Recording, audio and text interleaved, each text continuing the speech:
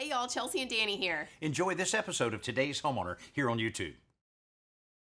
It's been almost 2 years since Hurricane Katrina hit the Gulf Coast. There's a lot left to be done, but progress is being made.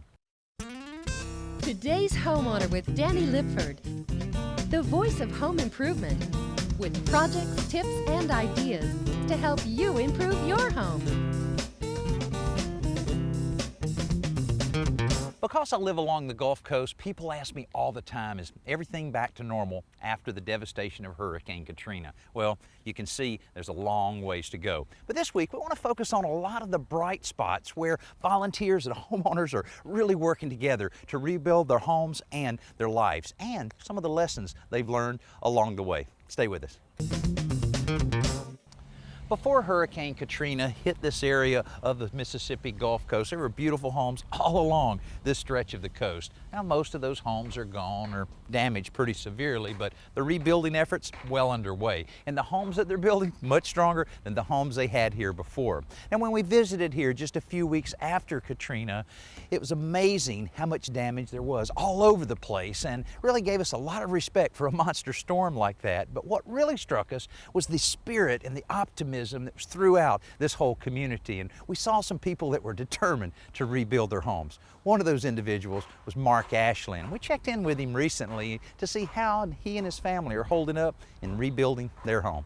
I can't be more proud of my family for what they've had to do with. I've got 3 teenagers in a 2-bedroom house, and although we have the nightly spats of who's in whose space, they have done amazing, and I couldn't be more proud of that group. It's been a year or so since we were here last, and at that time it was a mess, but we're now under construction. I'm still a few months away, but we're just thrilled to be this far along. From being in the house the first time and watching the roof fall away, it became important to me to understand more about how houses are put together. And I've learned through this process that the connections from starting with top shingle all the way to how the foundation is tied together is an important part of keeping your home together in hurricane areas like this. When we talked to Mark a few months after the hurricane, he told us about his experience riding out the storm inside his home. And though he was still in the cleanup and recovery mode, even then he was looking ahead towards rebuilding his family's home. Now, what seemed like a dream back then has started to become a reality over the last few months as Mark and his contractor began putting together his new home. But the wheels haven't turned as quickly for everyone. You know, it's been almost 2 years since Hurricane Katrina hit, and when we came down on this trip, I really thought there'd be a lot more rebuilding going on than there actually is. Of course, one of the main problems is just not contractors to take care of all the work, and those that are taking care of some of the rebuilding are finding that the process is a little different than it was before. The past 15 months has been a challenging experience.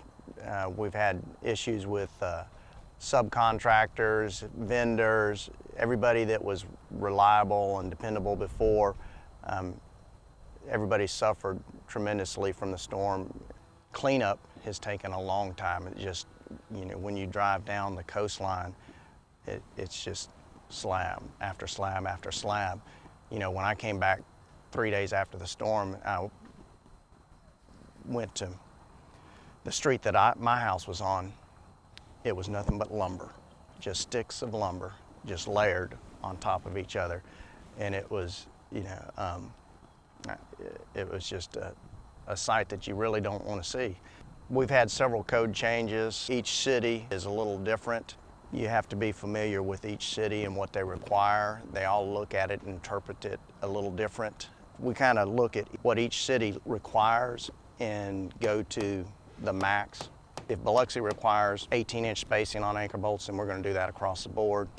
What Craig is describing is not uncommon down here these days. In other places, building codes are often treated as the highest standard that must be met. But for the folks who lost their homes to Hurricane Katrina, the real standard is a structure that can survive the wind and the water. The people who live here and the contractors who work here know more about that now than they did a short 24 months ago. It has definitely changed the way homes are being built and rebuilt. The homeowners that are rebuilding this home are not taking any chances at all, and they're exceeding all of the codes, not only by using a lot of the structural component ideas that Craig mentioned earlier, but by how tall they're building their new house. Now, before, the house that was wiped away by the storm was pretty much right down on the ground level, which was 13 feet above sea level. Well, this one is 12 feet higher than that, so that puts them at 25 feet above sea level. That should put them at a very safe level for almost any kind of storm surge that may come through this area. Now, when we come back, we'll share with you some of the things you need to know to prepare yourself and your home for a catastrophe that may hit your part of the country, whether you live on the coast or not. It's time for this week's Simple Solution from home repair expert Joe Truini. If you do your own home maintenance, sooner or later you're going to end up working on a ladder. Now, the first thing to remember in order to do that safely is you have to establish the correct angle of the ladder against the house. There's a general rule that says there should be a 4-to-1 ratio to establish that correct angle. And that means if the ladder is 16 feet tall, the base of the ladder should be about 4 feet off of the house. I've discovered that it's much easier to get the right angle by simply putting your toes against the base of the ladder, grabbing a rung at about shoulder height, and just extend your arms straight out. And at that point, the top of the ladder should hit the house. And that establishes the proper angle so you can climb easily and comfortably. Now, another thing to remember is when you're working on the ladder, you want your hands free as possible. So one way to do that is to take a wooden dowel and cut it about a foot longer than the width of the ladder, then just slip it through the hole in the rung. And what I also did is I cut a notch with a saw that allows me to hook a paint can right on the end of the dowel. On this side, I have a can that is filled with the paint I'm using, and this is an empty can that I cleaned out that I just use as a tool caddy. The last thing to remember is at the end of the day when you're through painting, remove the cans one at a time and climb down the ladder, keeping one hand on the rungs at all times. This week we're in coastal Mississippi, the area that was hardest hit by Hurricane Katrina almost 2 years ago. Now, we visited here just a little after the storm and saw all the devastation all over this place, and one house that we happened to tour through is this one. It's the home of Mary Catherine Ward, and inside the house was all torn up from 8 feet of water rushing through the house. Well, fortunately, all the repairs have been completed. Mrs. Ward's back in the house and very happy. Now, the Wards did something that we would strongly recommend if a storm's hitting your area, and that's evacuate to a safer area. And they went and stayed with some relatives a few hundred miles inland. And that's one of the things you can do to prepare for a storm, but there's a lot of other things that you can do well ahead of the storm hitting. The ideal thing for a homeowner to do, whether it be anticipating a storm or fire or anything else, would be to take a series of pictures or photos of all the property inside their house. It's almost impossible for someone to sit down and to remember the things that are destroyed or lost when you don't have something to look at to jog your memory. So it's an ideal thing to go ahead and to get an inventory of your complete contents of your home, and especially specialty items like your jewelry, guns, fine arts, rugs, paintings, anything like that that's specialty coverage, to get a picture of that. And there are some companies out here providing that service, but the homeowner themselves can take a video of it, but certainly be sure to store it away from the premises, because if the premise is destroyed, then their evidence of what they have would be destroyed also. Like George said, good preparation is important whether you live in an area that's prone to tropical storms or not. He also had some good advice for people in the aftermath of a catastrophe like a hurricane, tornado, or flood. After the storm hits, the homeowner needs to assess their damage to their property and make sure that they do any temporary repairs. Take a picture if they're going to replace anything or remove anything, but take a picture of it. Do the temporary repairs to prevent further damage. Contact their agent, make sure that they're set up to have their claim inspected by an adjuster. Usually what happens when you have a major storm like this, it's impossible to have enough adjusters to give you an immediate service. So if the homeowner can make arrangements themselves to do some of the temporary repairs, it's going to save a lot of money for the insurance company and for the homeowner. The Wards did a very smart thing by removing all of their water-damaged drywall as soon as they got back to their home after the storm. Now, this discouraged any mold growth in their home. Well, this house, it was a little different. We were here when they opened this door for the first time after about 3 weeks of sitting here wet, and we saw more mold in this house than I've ever seen anywhere. Now, you know, it is a big concern and a lot of things that people have really had to deal with in this entire area with all of the water water that rushed through all of these neighborhoods. But just how bad of a health hazard is mold? It was different in Katrina versus, say, the hurricanes that went through Florida a few years before that, because there was a longer cleanup time. If you can clean up within 24 to 48 hours, there's less overgrowth. So there was a longer cleanup time and much more overgrowth of mold, and so more exposure.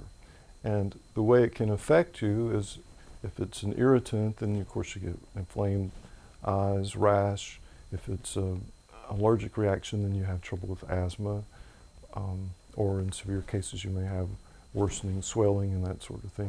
If you look at the statistics, after Katrina, there were about 26 out of every 1,000 people interviewed at refugee centers who had flu-like or pneumonia-like symptoms, and only 5 to 6 cases of an actual invasive fungi growing in some, a mucor type fungi growing inside of someone, and in all those cases it was someone who had a severe immunocompromise with a severe disease.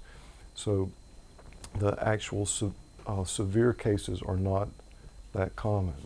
And that's opposed to, say, there were 167 cases of carbon monoxide poisoning from people using the generators. That's good news, but it doesn't mean that the mold can be left alone. It has to be removed before rebuilding begins. But knowing the real risk it poses does reduce some of the fear factor for the folks who have been living and working with this recovery effort for more than a dozen months since the storm. That's good, because when you're faced with the kind of destruction these Gulf Coast residents have been dealing with, you look for every bright spot you can find. Now, one of those bright spots has been the army of volunteers who have stepped in to help the people in this area recover. After the Best New Product segment, we'll take a closer look at what they're doing and the results they're getting. Let's join Danny at the Home Center to check out this week's best new product. If you want to keep entertaining on your patio or deck after the sun goes down, here's a cool idea that might be worth a try. This is the new Solar Market umbrella from Hampton Bay. It's a 9x7 rectangular patio umbrella with 8 steel ribs on the underside, which together holds 30 lights to brighten up your patio table. Now, with this type of lighting, there's no need to run electrical wires or extension cords across the deck or patio, because the lights are solar powered, so you might even save a little on your utility bill. The umbrella has a sturdy aluminum pole for support, and the polyester fabric on top is both durable and very easy to keep clean. Like most umbrellas, the pole has a special hinge joint, so you can tilt the umbrella as you need to adjust to the changing angle of the sun during the daylight hours, but after dark it also lets you adjust the lighting as you need to. For less than $120, this is certainly an interesting way to add a little mood lighting to your outdoor entertainment area. This week we're in South Mississippi, one of the areas that was hardest hit by Hurricane Katrina almost 2 years ago. Now you can see there's a lot of work yet to be done, and in some cases homeowners are still trying to work things out with their insurance companies. In other situations, they have their money, and their challenge is trying to find a contractor that can do the repair work, because they're in real short supply throughout this whole area. But this place would really be in bad shape if it weren't for all the hundreds of volunteers that are helping those that need the help the most. If I had to describe this disaster now after 2 years, it was the most all-encompassing event that anyone could ever imagine. It affected every aspect of one's life, of your existence. Everybody was affected in some way or the other. Most everyone lost homes. In Pass Christian 39571, almost the entire zip code is gone. How this group has come in and taken over has been one of the most remarkable things. I do not remember this after Camille. I do not remember much, but I don't remember the volunteer groups. And every time you speak of the Baptist Men of North Carolina, the reception is, that is such a wonderful organization, and I am so proud to be, I feel a part of it now. I have felt a sense of professionalism for everyone that has been here. I have had cabinet makers and contractors and builders and construction business owners who haven't wielded a hammer in 15 years that have been on ladders putting my trusses up. I have had the cabinet maker I had built my porch, and with his skills, it's within 1/8 of an inch. So I have the utmost respect. I have never met a group like the Baptist Men of North Carolina. I feel such a fortunate thing has happened to me to be involved with this, and I intend to volunteer with them for the rest of my life. The Gulf Coast coordinator for the North Carolina Baptist Men is Eddie Williams. We first met Eddie a few months after the storm when he helped us deliver over $1.5 million worth of tools and materials that were being donated to Gulf Coast residents by the sponsors of our show. We caught up with him again on the job at Susan's house to find out how his work here got started and why it's been so successful.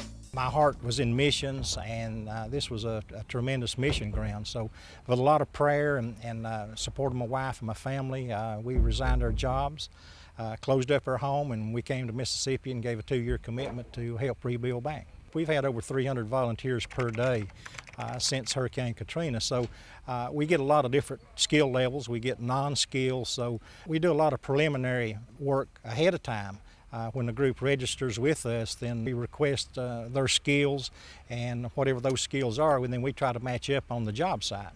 Have all the material there, then they can go right to work. For those that's non-skilled, we'll either partner them with a team or find a project where those skills can be utilized also.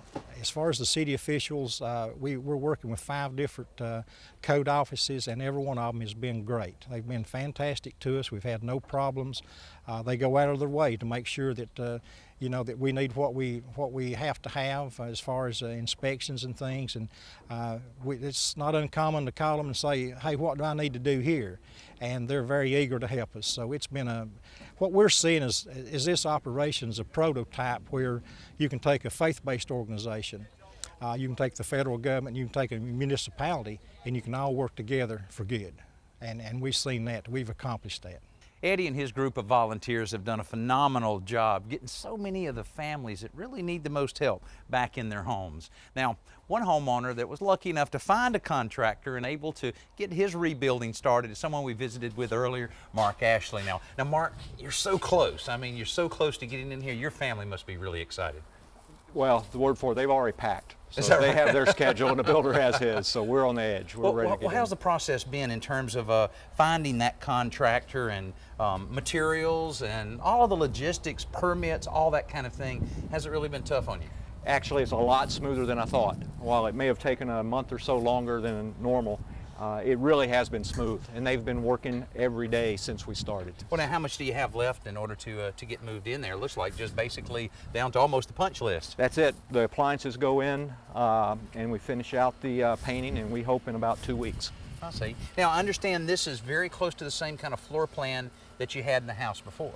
It is. We just tweaked it to move out the front wall a little bit so we could get a little extra room upstairs. And other than that, we were happy with what we had. So Well, you certainly have added a kind of a nice bright spot in this neighborhood. I know a lot of the neighbors are still struggling with exactly what they're going to do, but I'm sure they're dropping by with a lot of comments for you.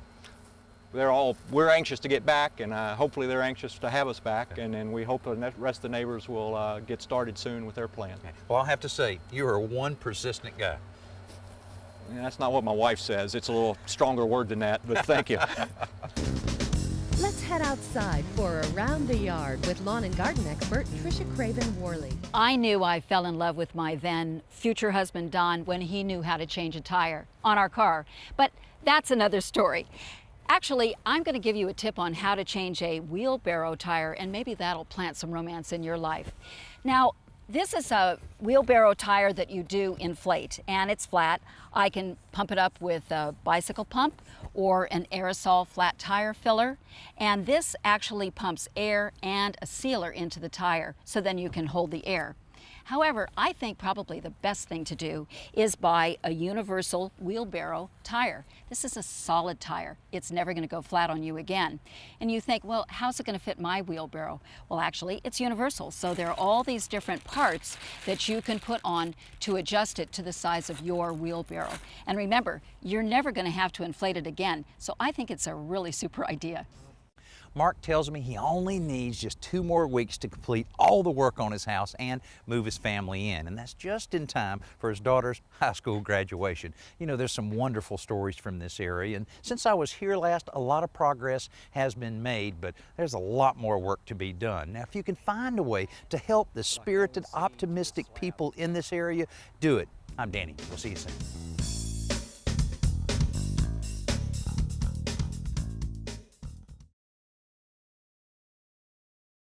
Thanks for watching this episode of Today's Homeowner. And don't forget to like, comment, and hit the bell icon so that you'll be notified of new videos. And be sure to click around and watch some more videos while you're here.